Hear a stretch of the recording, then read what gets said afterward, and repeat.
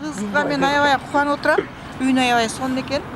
Буну таптап, колдоп, дагы өркүндөтүп өстүрүшүң керек экен. Кызым бактылуу бол, өмүрлүү бол. Өнөрүң өркүндөй берсин. Рахмат балдар силерге дагы.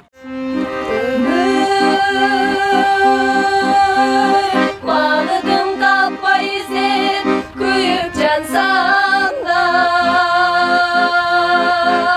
ömür dağlarda can ürüp men öngön assam da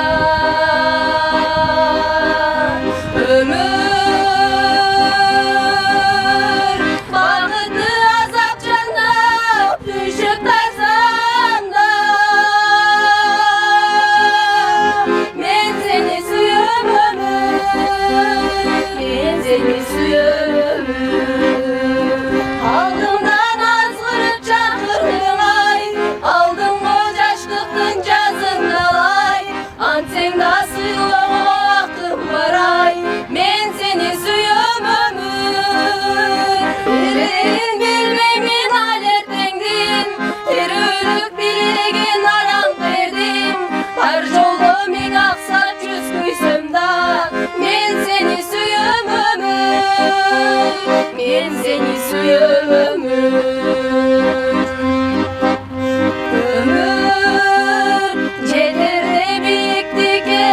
kulap kalsam da ömür öydülüp kayra durar kubat alsam da ömür aldığına dalaysını bıylap varsam da men seni suyum ömür men seni suyum ömür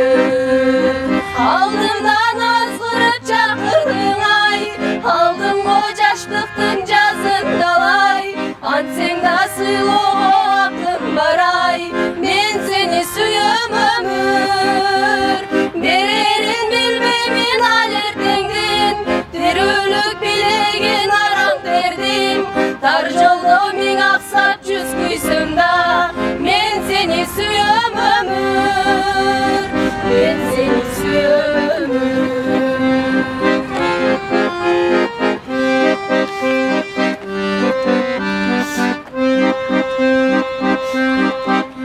ömür güz bolup saldın beni sağınışlarga ömür uçurdun keder akar burkan aktarga ömür gökümdöy sana bir o ali kuşlarmın men seni suyum ömür men seni suyum ömür aldımdan azgırıp çakırdın ay aldım kocaşlıktın cazındalay anten nasıl o